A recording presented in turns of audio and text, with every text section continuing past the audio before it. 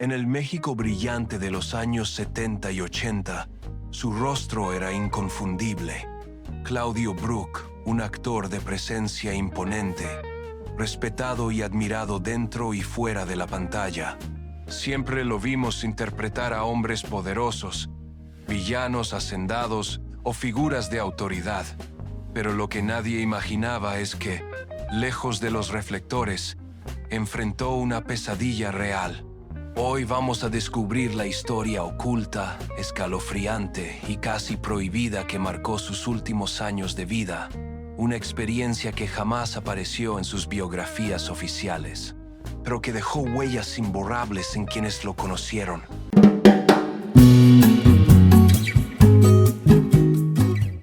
Durante décadas, Claudio Brook fue una presencia constante en el cine y la televisión mexicana. No siempre fue protagonista, pero su rostro era inconfundible. Severo, elegante, capaz de transmitir autoridad con solo una mirada. Directores lo buscaban porque llenaba la pantalla, porque podía ser hacendado cruel, político poderoso o villano implacable. Y el público lo respetaba porque, más allá de sus personajes, se notaba que era un hombre cultivado, con voz profunda y presencia que imponía. Sin embargo, lo que le ocurrió en 1989 no tuvo nada que ver con los foros ni con la ficción. Fue un episodio que lo marcó hasta sus últimos días. Un tormento personal del que casi nadie habló en público, pero que dejó huellas que algunos técnicos, amigos cercanos y un par de investigadores paranormales jamás olvidaron. Todo comenzó con marcas, pequeños moretones en sus brazos que aparecían sin explicación. Claudio pensó en golpes nocturnos, en movimientos bruscos durante el sueño, incluso en problemas de circulación. Pero pronto notó que no eran marcas comunes, eran profundas, con formas extrañas, como si unos dedos invisibles lo hubiesen sujetado con fuerza. Cada mañana las encontraba más pronunciadas, más inquietantes. Preocupado, buscó ayuda médica. Se sometió a análisis, radiografías, estudios neurológicos. Todos coincidían. Estaba sano.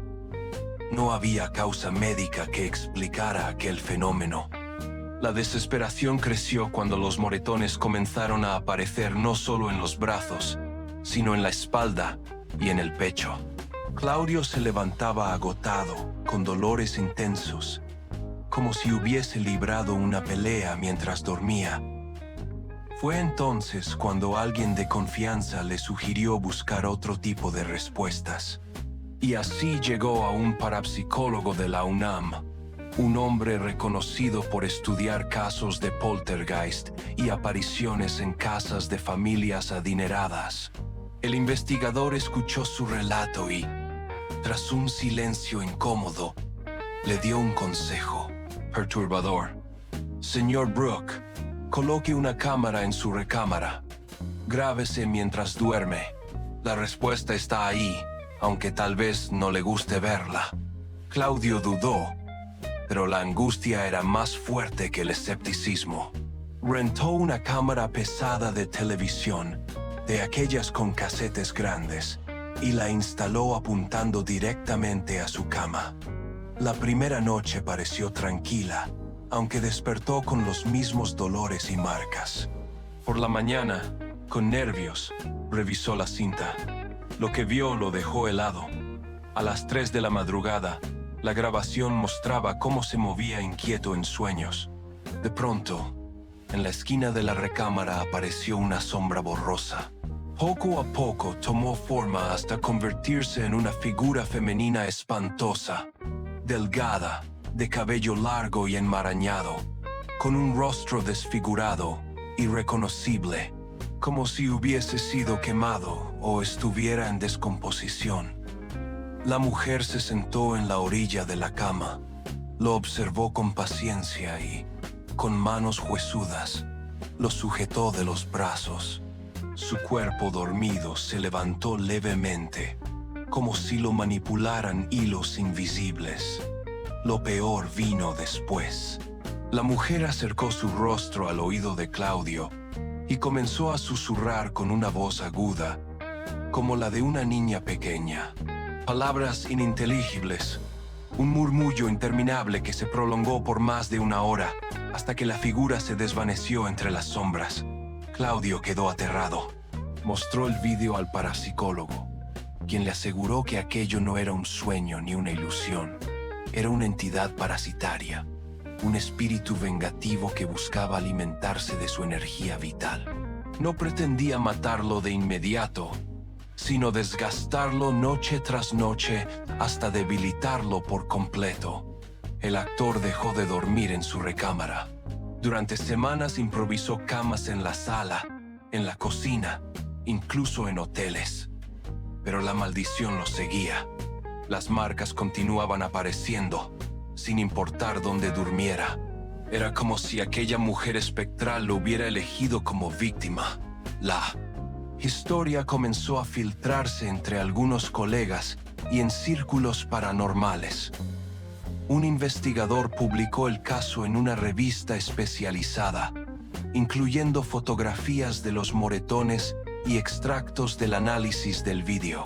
Aunque la prensa convencional lo ignoró por miedo al ridículo, entre los estudiosos del tema se convirtió en un caso emblemático de visitaciones nocturnas. Claudio, por su parte, jamás habló del asunto en entrevistas. Evitaba las preguntas sobre lo sobrenatural y, según quienes lo conocieron, nunca volvió a dormir con tranquilidad hasta su muerte. En 1995, cargó con el peso de esas noches interminables, con el recuerdo de esa mujer espectral que se sentaba en su cama para susurrarle al oído. Algunos creen que su experiencia fue producto del estrés y la fatiga. Otros aseguran que fue víctima de una fuerza oscura que lo marcó hasta el final. Lo cierto es que, detrás de la figura elegante y profesional que vimos en pantalla, Claudio Brook llevó consigo un secreto aterrador, una batalla silenciosa contra algo que no pertenece a este mundo. Y ahora quiero saber tu opinión. ¿Lo que vivió Claudio Brook fue producto del estrés y la sugestión, o realmente fue víctima de una presencia oscura que lo eligió hasta el final de sus días?